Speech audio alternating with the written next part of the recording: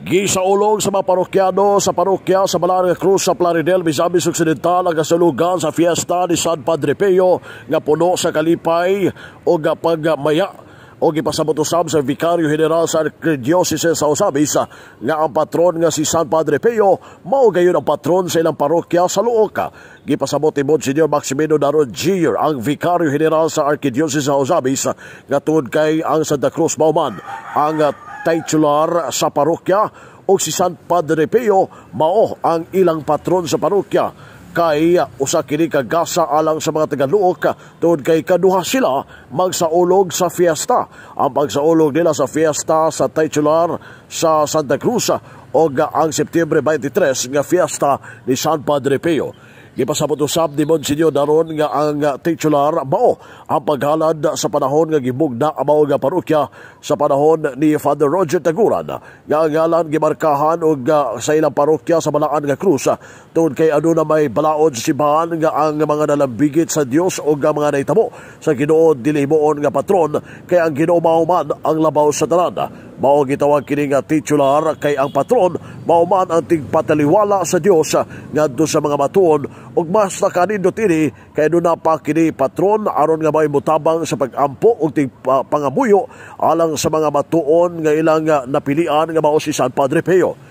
Dugang pa ni Monsignor Daron nga sama sa Sentro Plaridel usab nga ang ilang titular ang patron nga mao si San Nicolas de Tolentino busa bulahan ang mga matuon labi na sa Tagaluok Plaridel tungod kay kaduha sila magsaulog sila fiesta sama sa mao nga sa mismong simbahan sa Sentro Plaridel kausa lamang sila magfiesta tungod kay mao ra man usab ang ilang titular o ang mismong patron.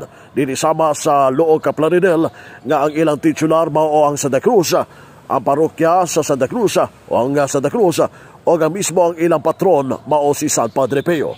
Gihatangan usab ang pagpasabot ni Monsignor Daron nga ang sugilano sa kinabuhi ni San Padre Pio nga gibudyagan kini nga Katoliko Romano sa pangalang Francisco Pudione o nakita ng daan sa magirikanan sa ni San Padre Pio nga kining bata mamahimong balaan tungod kay sa ilang pagkarelyoso sa maong pamilya.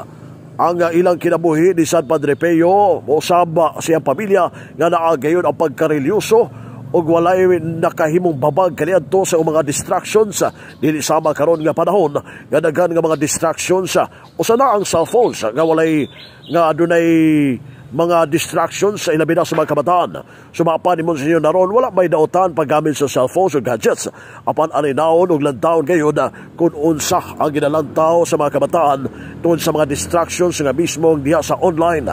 Kaya mga kabataan kaniadto eskwelahan o simbahan lamang ang ginahuna. O si San Padre Pio misunod kini sa Capuchin Order nga kabahin sa mga Franciscano sa edad nga 23 anyos sab na edad kini sa pagkapari.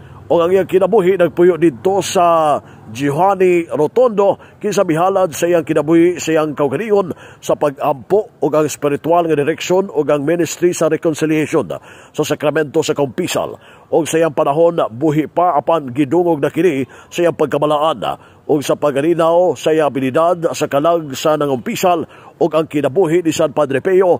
Duga pa ni Monsignor Daron nga dili lamang lunlon kalipay apan doon usab kini mga nasinati nga kasakit o usa na ang mga kasakit ngayon na hiyaguman o iyang giaangkon o nasinati mao ang stigmata nga miambit sa lima kasama ni Kristo o dili kini tiaw lakip na sa mga sakit nga niaguman ni San Padre Pio nga naabot sa punto nga wala kini gipamisa sa publiko o wala siya gipahimo sa ministry diha sa publiko tungod kay sa mga kauban usab nini nga mga pari nga nagduha sa iyang pagkamalaan apan wala ni kini nakahimong babag sa iyang ampo ngadto sa Ginoo apan padayon nagsangpit ngadto sa Ginoo ang mao nga santo o mao nga si San Padre Pio din naangko niya ang darkness of the soul nga mga kangit-ngit sa iyang kasinatian ni San Padre Pio. Septyembre 23, 1968 namatay si San Padre Pio. A day before nga namatay sumapa ni Monsignor Daron sa iyang homily si San Padre Pio naalim ang iyang mga samad o ang iyang kamatayon miawas ang mga kahumot sa bulak sa palibot sa iyang lawasa. busa alang ka Monsinyor daron bulahan ang mga Tagaluog ka Plaridel, Misamis Occidental kansang fiesta ni San Padre Pio gisaulog kagahapon adlaw. Unsa di kalainan sa titular o patron? Titular.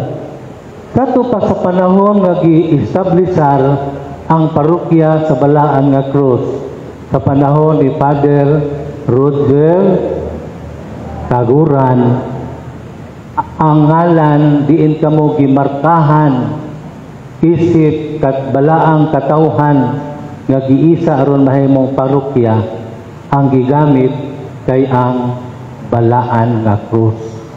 Busa kanang mutimaan nin sa katawhan ini establisar paghimong parokya mao na titular.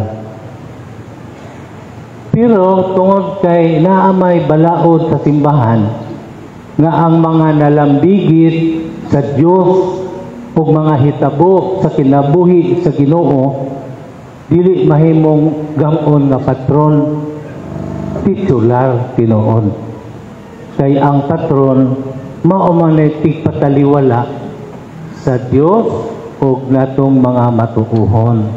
So naa na mo'y titular ug mao na nga mohirit pagyutag patron ani aron maoy mutabang no maoy inyong tigpanalipod ug tigpangamuyo alang kaninyo ug inyong napilian si San Padre Pio. Sa sentro ang ilang titular ug patron Pusara si San Nicolas de Tolentino. Dili po dagway tungod kay tihik sila. Walang kabantay sila anak na mahimog duhaon. Pero kana kabilin man sa mga Recolito god. Wala. So titular o patron Pusara. Araw sila magpista. Ang ikaduhang pista nila birthday ni Padre Yeye. Di pa mampud patron. Di pa pwede duhaon na patron ug masantos Padre Yeye. Manang makaingon ko bulahan mo tungod kay siya di mo mabalaan o dali nga kaduha mo magpista sa katuig sa titular ang Balaan nga Cruz o sa atong patron. Ang Vicario General sa Archdiocese of Ozamis, Monsignor Maximino Naron Jr. sa pagpaygayon sa Santos Gamisa nga gihimo diha mismo sa parokya sa Santa Cruz sa Luog ka Plaridel, Misamis Occidental nga nagsaulog sa fiesta ni San Padre Pio. Alang sa DX Meron Kampana, Radio Simaan, W. Manuel Ronquillo Sr. Danag sa Nagbayan.